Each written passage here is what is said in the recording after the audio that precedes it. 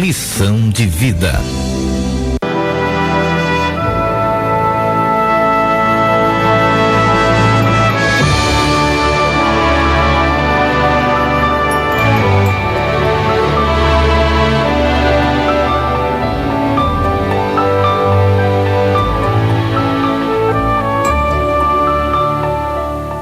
Que a infinita e gloriosa paz do Senhor Jesus possa invadir sua casa nesse instante. Constantemente temos lutas difíceis e por isso pensamos em desistir do caminho.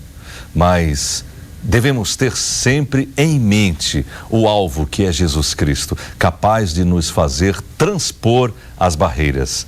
Creia na providência em sua vida. Nós estamos começando o nosso Lição de Vida. Bom, vamos agora abrir a palavra de Deus, a Bíblia Sagrada, e vamos ler o texto, o versículo que foi sugerido pelo nosso entrevistado de hoje. Está escrito em Lucas, capítulo 1, verso 37, e nos diz o seguinte: porque para Deus nada é impossível. Crê nisso? No programa Lição de Vida de hoje, nós vamos conhecer um pouco mais da história do diácono Eros Alves. Ele recebeu 2 chamados do Senhor, mas recusou. Mais tarde veio a pagar um preço pela sua escolha errada. Sofreu um acidente, ficou desiludido pelos próprios médicos que haviam dito que ele não poderia mais voltar a andar. Hoje ele veio nos contar sobre o milagre que Deus fez em sua vida. Seja muito bem-vindo, diácono, à paz do Senhor. Paz do Senhor, meu irmão. Amém. Fique à vontade, então. Prazer enorme estar aqui, né, mais uma vez nesse programa abençoado por Deus, né, e que traz com certeza bastantes lições de vida para nossas vidas. Amém. Eu quero desde já agradecer ao nosso pastor presidente, o pastor Ailton José Alves, ao coordenador da área que eu faço parte, a área 15, o pastor Reinaldo Borges, e aos meus amigos também presbíteros que têm me ajudado muito. Presbítero da congregação, irmão Gessé, e o presbítero também, Claudemir Braine. A área 15 abrange que cidades, que bairros? Fica em Cavaleiro, Jaboatão dos Guararapes. Amém. Como é ser um diácono da casa do Senhor? Meu irmão, é bênção de Deus, apesar da responsabilidade, não é? Independente qual seja a posição eclesiástica, trabalhar para Deus requer responsabilidade e, acima de tudo, sacrifício. A gente, muitas das vezes, temos que renunciar até a nossa própria vontade em prol à obra de Deus, e a gente sabe que o retorno é grande, né? O retorno de Deus são tremendos, e devemos trabalhar também não com o objetivo de querer algo em troca, mas em querer fazer mesmo a obra de Deus e, o mais importante, ganhar vidas para o seu reino. É verdade. Bom, o crente, de uma forma geral, não pode relaxar em hipótese alguma. Muito menos o líder, tem de estar sempre atento a todas as circunstâncias, não? Exato. É bem mais cobrado? Com certeza. Bem mais cobrado. E é como eu acabei de falar, pelos homens e né? Pelo próprio Deus. Pelo próprio Deus e pelos nossos líderes, não é? Que estão ali, claro, para poder organizar, não é, a obra de Deus e fazer com que ela cresça cada dia mais.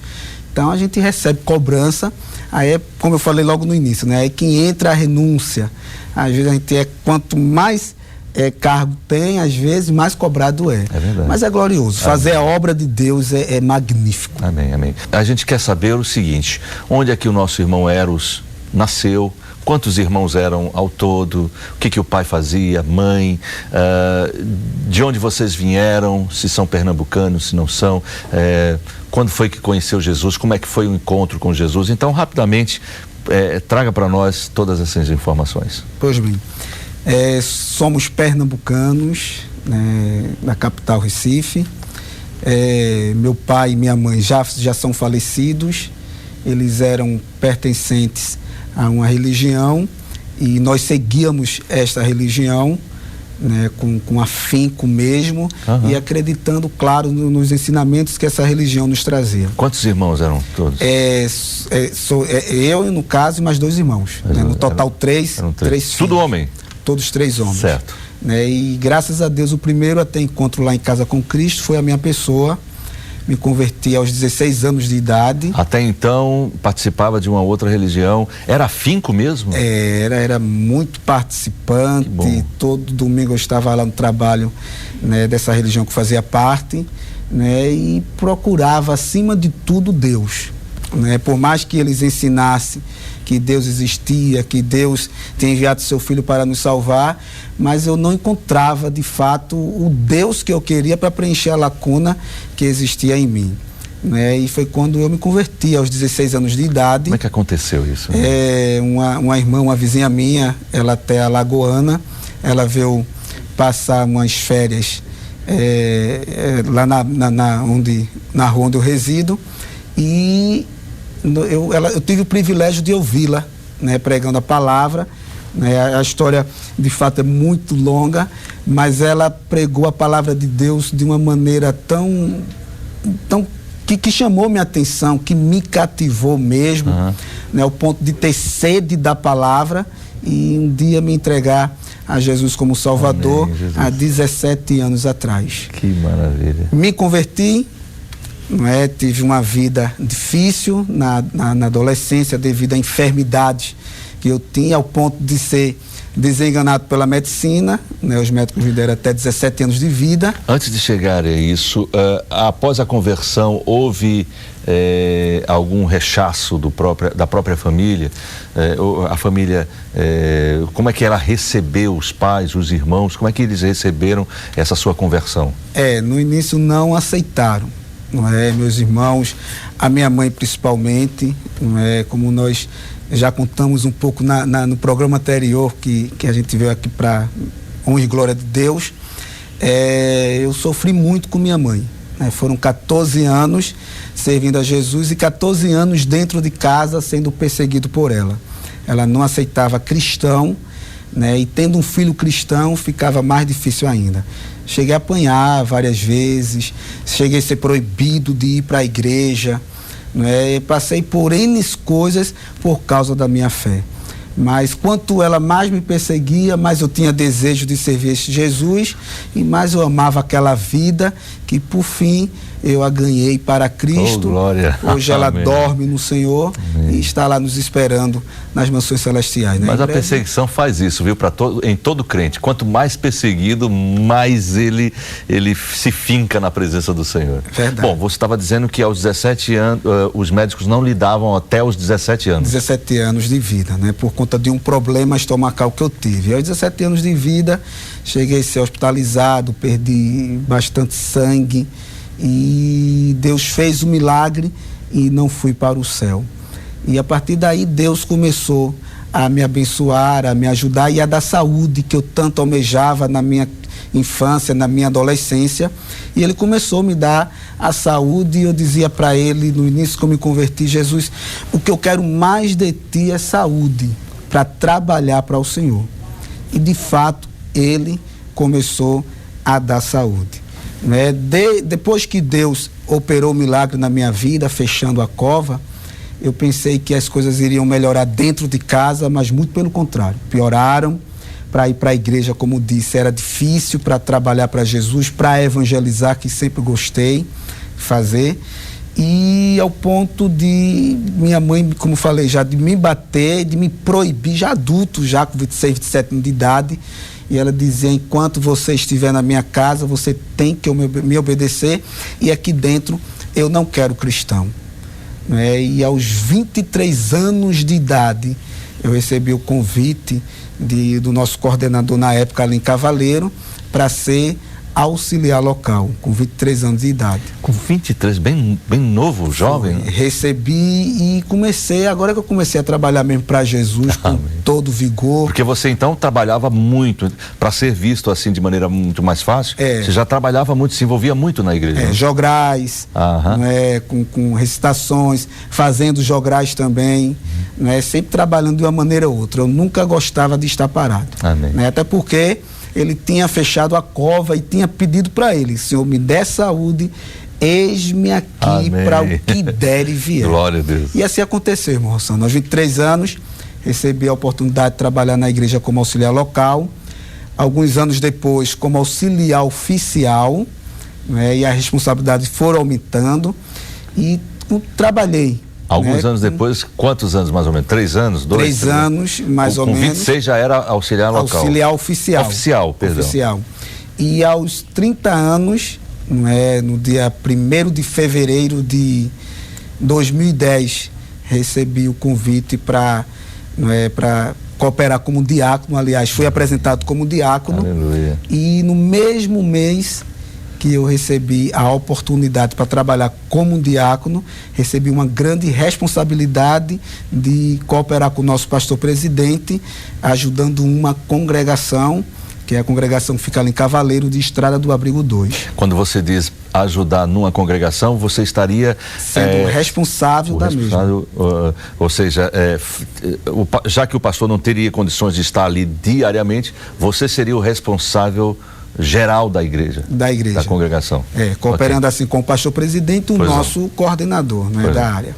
E passei 1 ano e 3 meses naquela congregação. Foram anos maravilhosos, anos de bênçãos, onde Jesus salvou, Jesus curou, Jesus batizou. Amém. E foi quando o Senhor começou a falar algo para mim, dizendo que ia me tirar dali da congregação e iria me colocar em uma maior.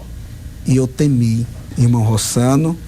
Foi quando eu procurei o nosso coordenador, o nosso pastor Rinaldo Borges, e cheguei para ele com a desculpa que não tinha mais condições de trabalhar por conta do casamento e por conta da faculdade. Ou seja, você estava prestes a casar, estava fazendo faculdade, estava bem na congregação pequena, de repente, quando Deus fala que seria uma congregação maior, aí você usa essas coisas que não estavam atrapalhando na pequena. Exato. Mas agora na grande vai atrapalhar. Exato. Mas na verdade era só uma fuga. Só uma fuga. O medo, da responsabilidade que hoje eu vejo, claro, independente de tamanho de congregação, a responsabilidade é a mesma. Né? É a mesma. É responsabilidade mesmo. E quando o Senhor disse para mim que iria me tirar dali, eu temi, procurei o coordenador e disse que não dava mais para mim.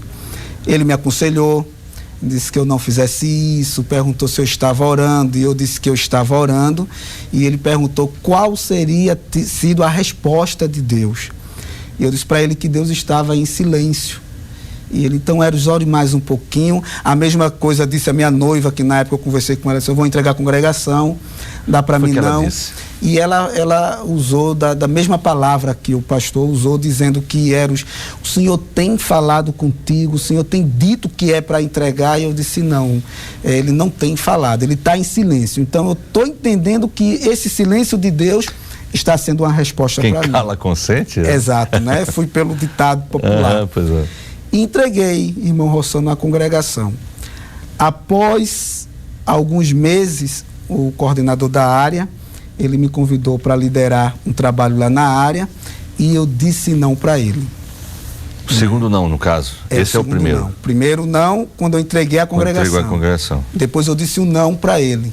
Ele disse: eu tenho orado e Deus tem mostrado para você, para um determinado trabalho aqui na área, e Deus só tem mostrado você. Eu disse: não, pastor, eu não quero, e já foi de bom tamanho a congregação tal, e eu não quero mais. Eros, você dizendo não a uma palavra dessa, é como se você estivesse dizendo: eu sinto muito, pastor, mas eu acho que o senhor está enganado, Deus não está falando com você. Seria mais ou menos isso, não é verdade? Exato, exatamente isso. E, enfim, disse não para ele.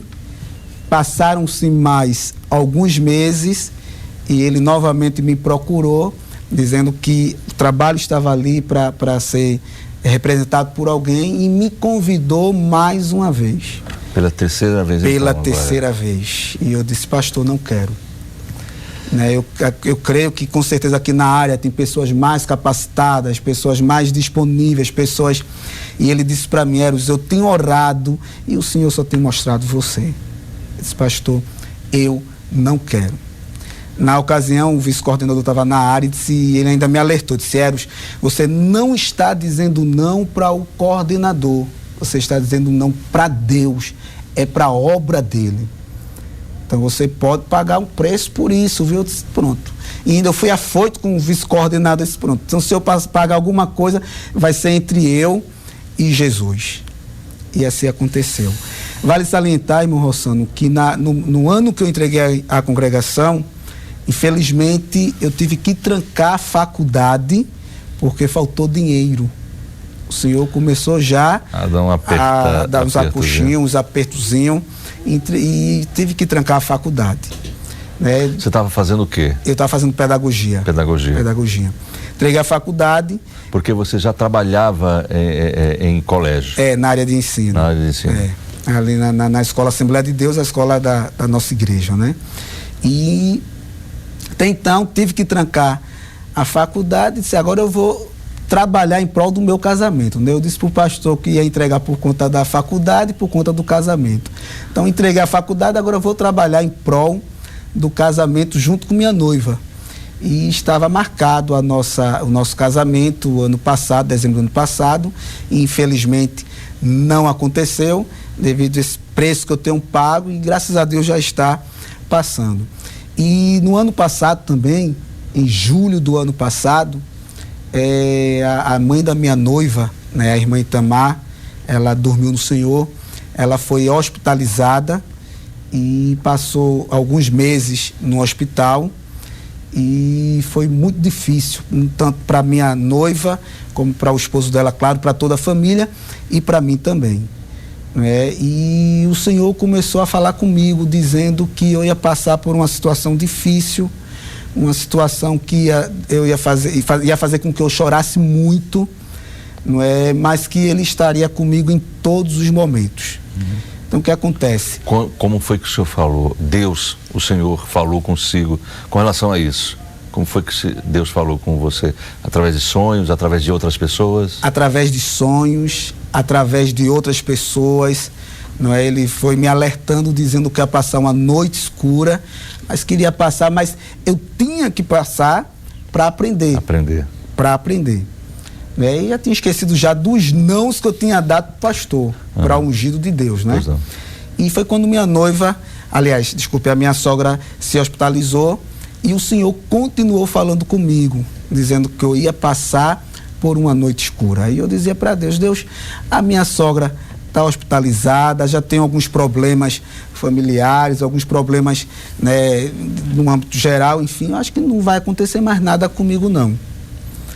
E quando foi no dia 13 de setembro de 2012, eu trabalhando ali na escola, e eu estava com uma dor no meu joelho esquerdo, e eu pedi autorização da direção para poder ir para o hospital, né, dizendo que precisava me medicar, e ela me liberou, e liguei para um amigo meu que tem moto e pedi para ele me levar para o hospital.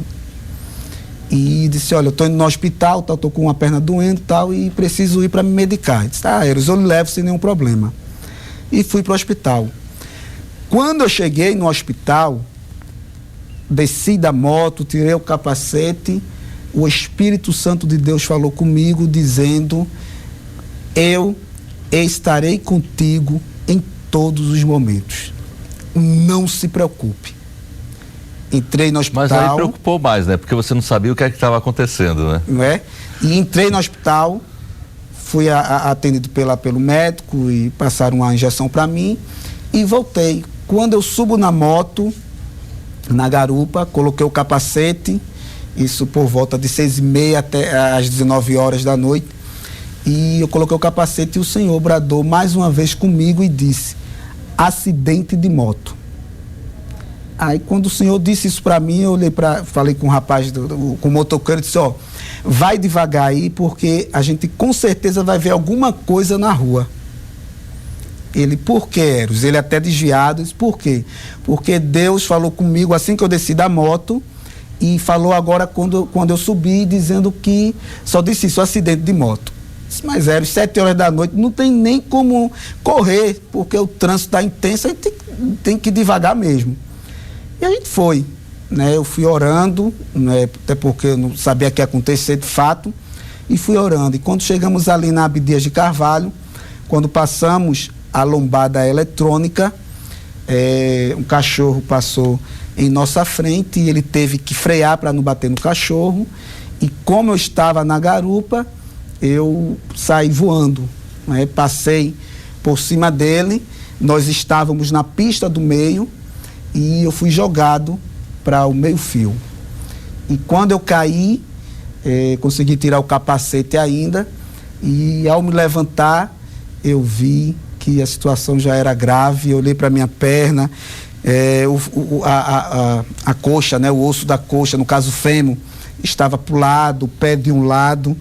E, meu irmão, eu não desejo para ninguém aquela dor que eu sofri naquela noite. Não só naquela noite, mas durante as noites que seguiram.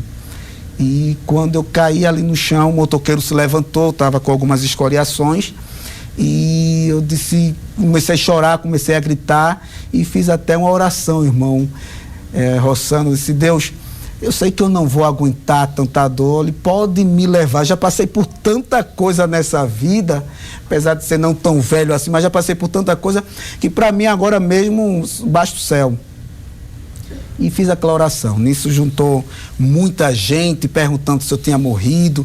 Sensação horrível estar ali naquela pista, o chão ainda muito quente, né? Naquele dia ter feito muito sol, e a sensação era que os carros iam bater em mim.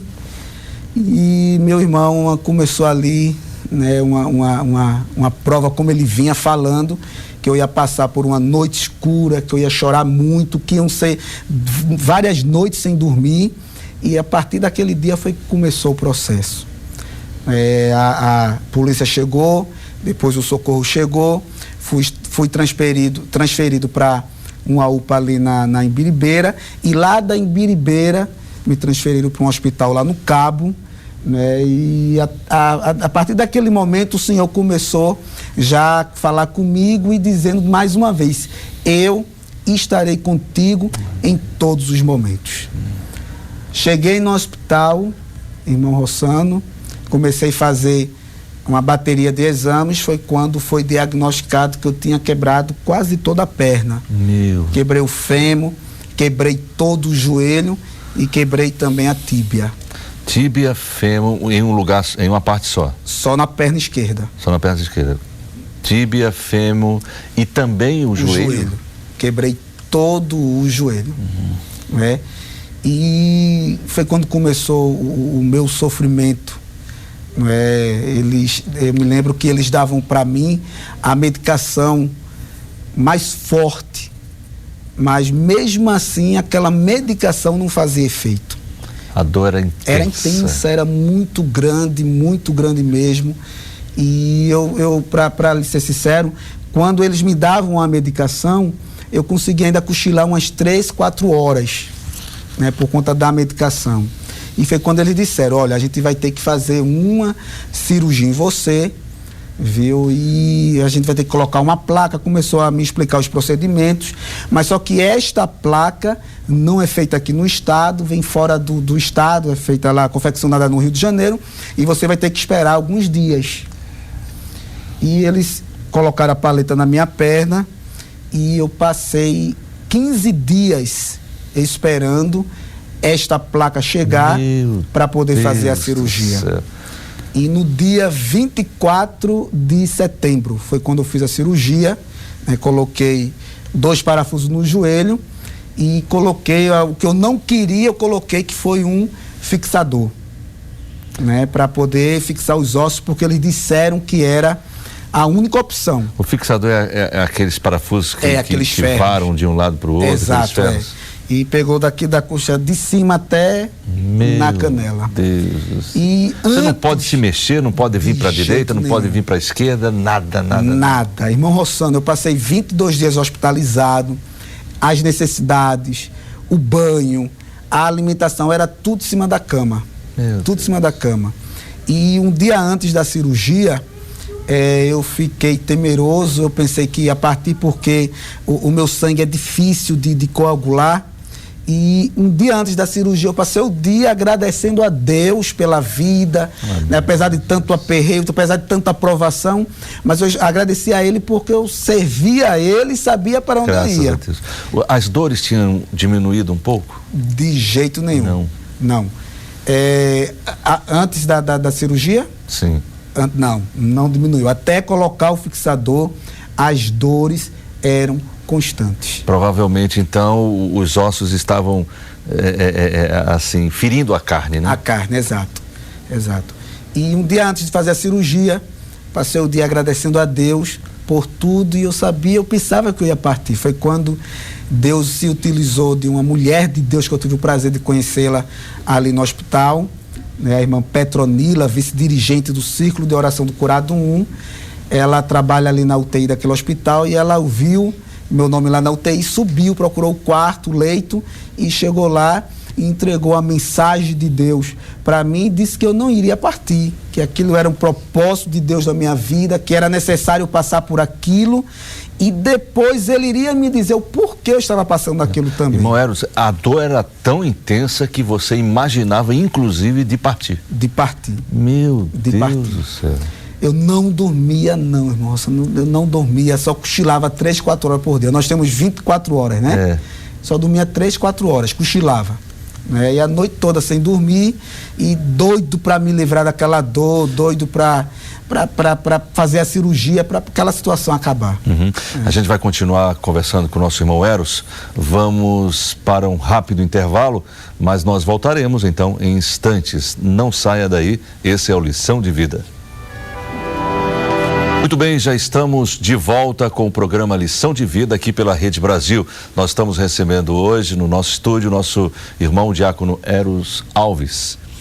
Mas agora eu quero falar com você que está em casa. Deus tem tocado o seu coração através da programação do Lição de Vida. Então, você pode mandar a sua história para aqui, para a produção do Lição de Vida. Nós teremos o maior prazer em saber da sua trajetória. Interage então conosco através da fanpage da Rede Brasil no Facebook, Rede Brasil TV, e através do nosso e-mail, liçãodevida@rbc1.com.br, tudo juntinho, sem cedilha e sem tio. Ou pelo nosso endereço postal. Você pode mandar para a Rede Brasil, Lição de Vida, Rua Imperial 1638, São José, Recife, Pernambuco. CEP 50-090-000. Estamos então aguardando o seu contato. Vamos continuar conversando com o diácono Eros Alves. Diácono, então, era insuportável, né? Eram 3 horas de um pouco de sossego e 21 a 20 horas de muita dor. Muita dor.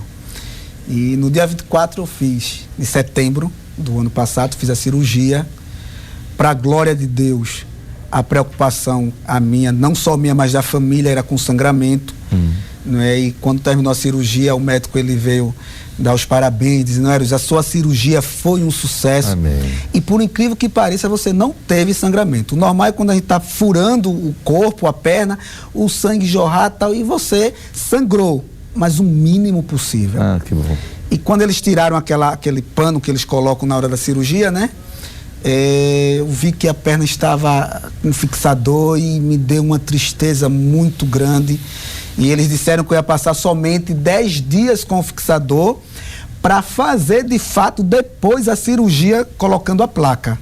Ah, não tinha feito ainda a da placa? Eles colocaram 2 parafusos no joelho e colocaram o fixador. Certo. E eles disseram: olha, a gente vai lhe dar 10 dias para ver se o seu corpo vai aceitar o fixador. Vamos torcer para que aceite.